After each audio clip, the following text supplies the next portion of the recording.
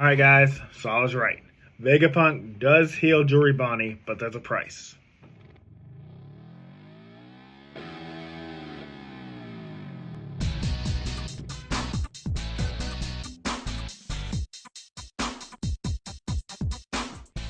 Alright guys, so we last left off, Kuma, or the former king, the former evil king of the Sobert Kingdom, was basically gonna set fire to the entire island, like kill everybody on it. And Kuma in this chapter is the only one that takes the king down. And after doing that, the people declare Kuma their savior as the king of Sobert Kingdom.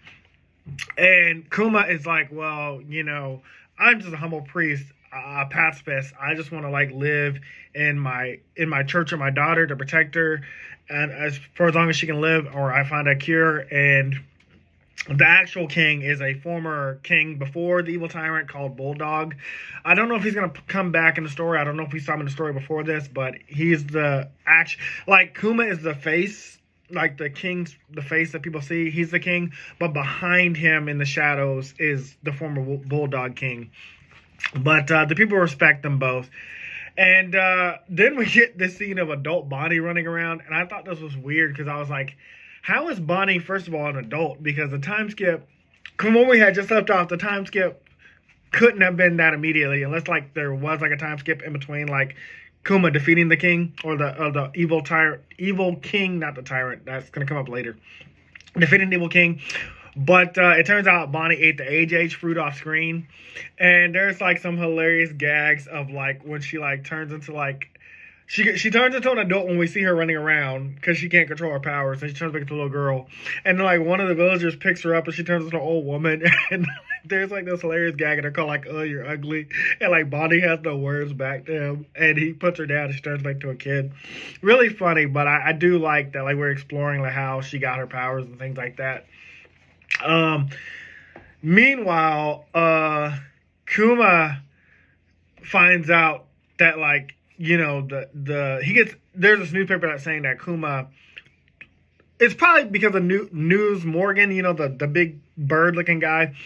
He wrote an article saying that like, well, along with like the evil king's lies, that Kuma took their kingdom by force and they're going to come and attack and take it back. And so Kuma basically tells like the villagers of Sobert Kingdom, like, I'm going to protect you guys. Don't worry about it. I'll take them down. But he tells Bulldog, like, if I attack the world government, if I attack the Navy, if I destroy them, they're going to come back. So, they're not going to come back. They're going to see me as a target. They're going to put like a bounty on my head. I want you to take care of Bonnie while I'm gone. And Bulldog, of course, agrees. So Kuma goes out, and he goes to face the Navy and the former evil king. I keep wanting to call him a tyrant because that's about to come up. But Kuma easily sinks their ships, and it's called a solo revolution. But in the fight with Kuma and all these navies, the former evil king calls him a tyrant. And so we finally get that payoff of Kuma the Tyrant. Like, Oda's planted that seed way when we first met Kuma, called Kuma the Tyrant. It's even on his bounty. And Kuma was called a tyrant, even though he's a peaceful guy, because of this evil guy and the manipulation with the world government. But as he's traveling the seas, well, now that he has this bounty, like Kuma can't go back to Sobert Kingdom, so Kuma's like traveling the world looking for a cure to Bonnie because she's only got 5 years left before the Sapphire scale disease kills her or turns her into stone. And he's traveling the seas. He's asking people all around the world, like, hey, do you know the cure to sapphire scales? And no one knows. But eventually he runs back into the Revolutionary Army that are traveling the seas. And there's some good banner. Like, we find out that Ivankoff got captured off screen along with that other guy, the scissor guy. So they end up in Impel down. So we get that confirmation. That seed's planted. That's paid off. Ivankoff and her friend or his friend are in Impel down. And then there's something about this woman named Betty, who I think is like one of the revolutionaries we saw like when they were saving the people around the world. She asked if she can take Jenny's position as the leader of the East Revolutionary Army, because that position was originally Jenny's, Kuma's best friend, but like Dragon wanted to give her respect. Like, even though she's gone, he's like, that position will forever be hers unless Kuma decides otherwise. And Kuma's like, oh, you want the position? Take it. I don't care. And then Kuma gets information from Dragon that, hey, there's this guy named Vegapunk, and he is a Marine. He works for Marines, but I trust him, and I think he can find the cure to your Sapphire scale disease. I think he can save your daughter. And so Kuma's like, okay, I'm willing to put everything on this. And so he carries Bonnie in like a box, like kind of like Nezuko, but not literally, but because Bonnie can't be seen in sunlight or moonlight, he had her in a box. And there's this hilarious gag whenever Bonnie and Vegapunk meet. Like Bonnie's like, "Oh my God, your forehead is huge. You look weird," and he calls her like a delinquent or something like that. And then to Kuma, he's like, "Well, I've never seen nobody like you either. Like you're huge. You're like a giant compared to me." And so I thought that banter between them was like really great. And he does tell Kuma, I have the cure to Sapphire scales, but it's going to cost you as much as it would take to create a cyborg. And like Kuma's like, whoa, you're not turning my daughter into a cyborg. He's like, no, I said it would cost as much as making a cyborg. Again, planting seeds because we know Kuma becomes a cyborg. But Kuma's like, okay, look, I'll do whatever you want. Just heal my daughter and I will... I'll pay whatever. I'll do whatever you want. And so once Vegapunk realizes that Kuma is one of the has Buccaneer blood and is like from the Buccaneer tribe, he's like, look, I don't know exactly what makes you guys special, but if you allow me to make clones of you, then I will heal your daughter for free. No charge. Just allow me to make clones of you. And you would think it's for like a nefarious reason, because like there's this panel where like he's looking off to the side like he's up to something. But Kuma trusts him, because at some point in the chapter, Kuma's like, well, I feel like even if you were the devil, I would make this deal with you. Plus, I feel like you're kind of trustworthy. But the reason why Vegapunk wants to make these clones is because he's like, if I can make an army of unstoppable machines, unstoppable soldiers that can protect people from pirates, then then I'll have done the greatest thing for mankind. It'll scare away pirates, it'll protect people, and no one gets hurt. He's like, once I see the laser beam shooting at their eyes, I'll run away. And Kuma's like, and Kuma says in response to that a thing about the devil, like, even if you're a devil, I'd make this deal because you can save Bonnie's life. But he's also like, if doing this can save people, then my life will have been worth something. Because Kuma, like, again, people told Kuma he was a slave, and he's like, you're not worth anything. We already talked about that in former chapters. Like, that's a lie. Don't ever let anybody tell you that your life's not worth anything. And in the background, we learned that the Five Elder Saturn has been listening to this whole conversation. And so I think he might be the one that manipulates Kuma into turning into a cyborg. I'm not sure about that, but I feel like that's what we're leading up to. This is where my speculation is going to start coming in. And then we get confirmation, again, paying off the seeds.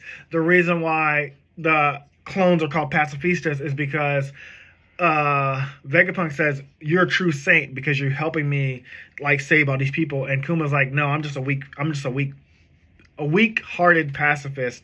And he's like, oh, what a great name for my clones, pacifistas. I love it. It's amazing. It's paying off seeds. I think everything's about to wrap up. I think our next chapter is going to end all these flashbacks, if not two more. My speculation is that the Five Elder is going to turn Kuma into some kind of cyborg. But we're also going to find out if this is not the last flashback, the chapter post this, we'll learn like why he protected the Straw Hats, why he spared Luffy's life, even though he told Zoro like either I'm gonna kill Luffy or you can take all his pain. I think we're gonna find out like why he protected the Sunny. I think we are going to wrap these flashbacks up in the next two chapters, and then we're going to be off. We're going to do a battle, obviously, because we got to take down Saturn. We're probably going to use that giant robot thing from the Void Century. We're going to take down Saturn, and then we're going to leave Egghead Island, and we're going to head towards Elbaf. I think that's where we're headed. Either way, great chapter, so many revelations, and I love that everything's paying off. It's just such good writing. And that's all I got for now. Working on a super mega big video. It's going to take a while to work on, but we'll see you guys next time. We'll go into the sponsor and we'll wrap up today's video. Hey guys, this video was sponsored by me, the author of the Shinry series, the Chronicles of Wayne, and Monsterverse. So I figured I'd do this outro a little bit different by showing you guys what you guys will be checking out. So, the Shinry series starts with Book 1, Shobu Samurai Project Aryoku. 10 years after the death of his parents, Shobu Samurai returns home seeking vengeance, but instead faces a choice to save his home from shadow creatures, blood beasts, and an organization once thought dead.